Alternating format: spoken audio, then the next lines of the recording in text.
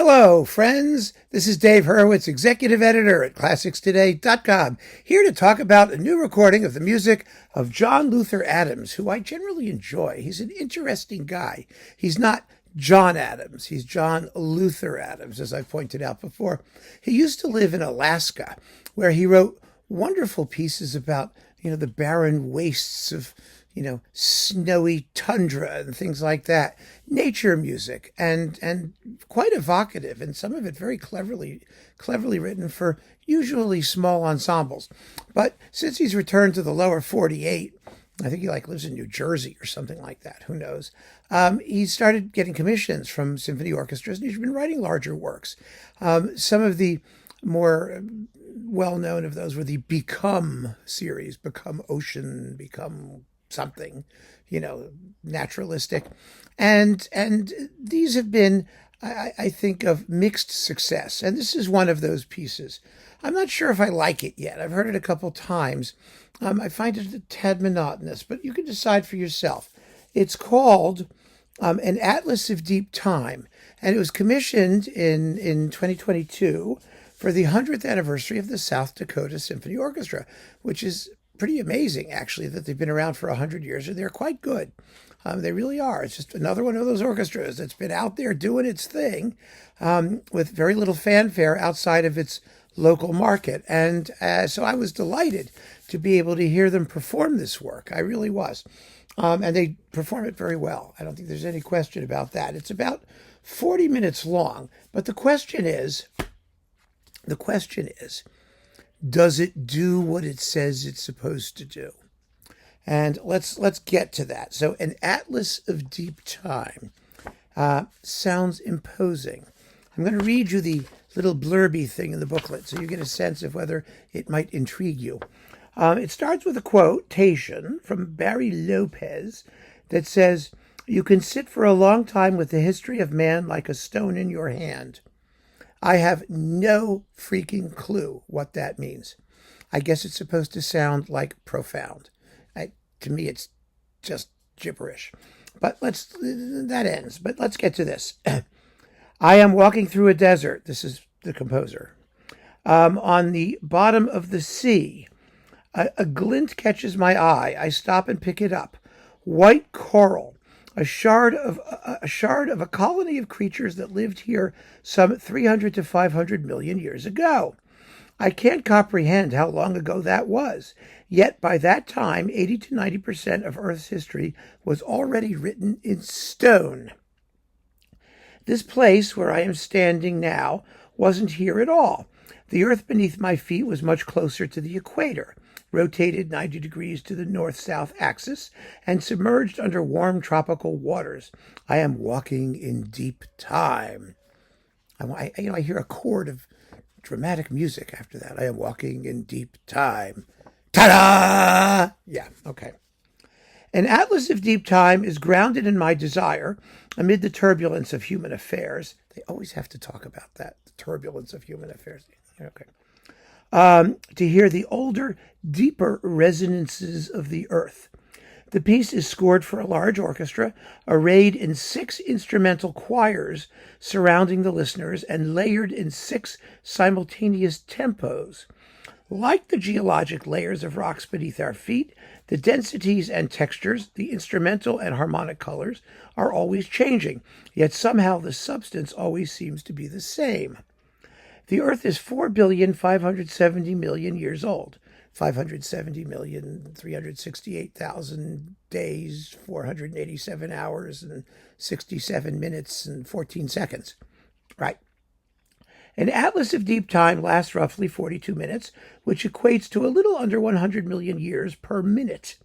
At that tempo, the entire history of the human family is represented in the dying reverberations of the last 25 milliseconds of this music. So, what does this tell us? Actually, it's very, very interesting. It tells us that his music is completely unpeopled. It has nothing to do with humanity. It is not vocal in nature. It is not emotionally expressive of anything human. And that's been true of his work from the very beginning. And so, you have to simply accept that going in. like a lot of people. I remember Leonard Bernstein's talk about, I think it was at a young person's concert or a Norton lecture or something. He talked about these things all the time, about how avant-garde music had given up hope in humanity and tried to divorce music from its original human substance, which was, of course, as a representation of the vocal utterance of people expressing originally words. This is very far away from that. It's a texture piece. It has no melody whatsoever. It's not horribly dissonant.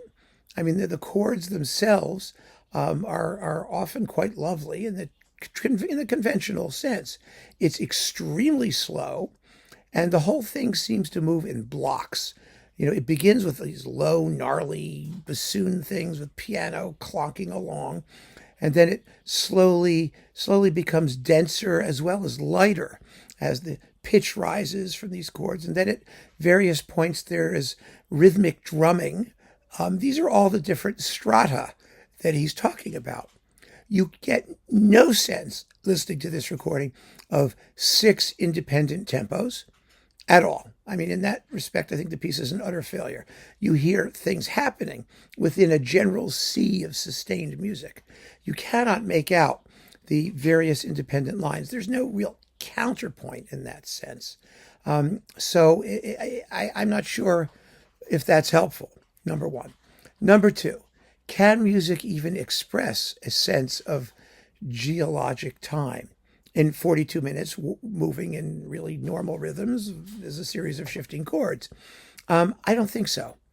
I really don't. I think this is one of those pieces where the title and the description is far more ambitious than the actual sound of the music.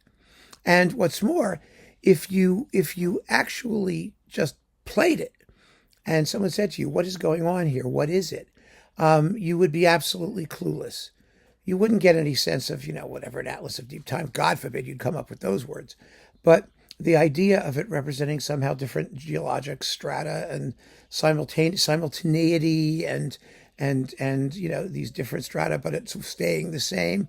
Well, that it kind of does, because there is a sameness to the 42 minutes, which may be completely, difficult and sleep-inducing to many of you.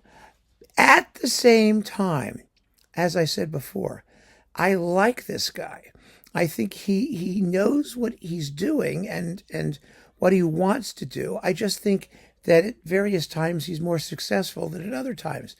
And I'm not sure that, the need to write to this sort of a program, which is kind of pretentious. I mean, let's face it, right? I mean, it really is.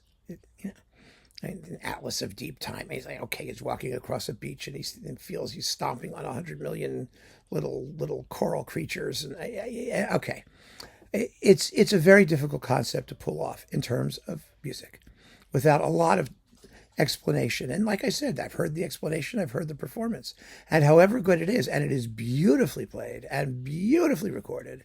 And I'm delighted to hear the South Dakota Symphony and would very much enjoy hearing them do other things. I just don't feel that this particular work is especially successful for what it attempts to do and the way it attempts to do it. I mean, what's the difference between this and the equally slow, chordal, wave-like, progress of Become Ocean, for example? I mean, it's a style. It's his style. I get it. But you can call it whatever you want. That doesn't make it so. And that is my problem with this. So it's interesting and it's intriguing. And I wouldn't say don't listen to it. I think you should listen to it and make up your own mind. I really do. My opinion may or may not matter. But I just feel that there are better things that Adams has done, and hopefully better things that he will do if he stops sort of drinking his own Kool-Aid and just takes a step back and writes music that somehow, if not exactly representative of the human condition or human expression, at least does what it claims that it wants to do. So keep on listening, friends. Thanks for joining me. Take care.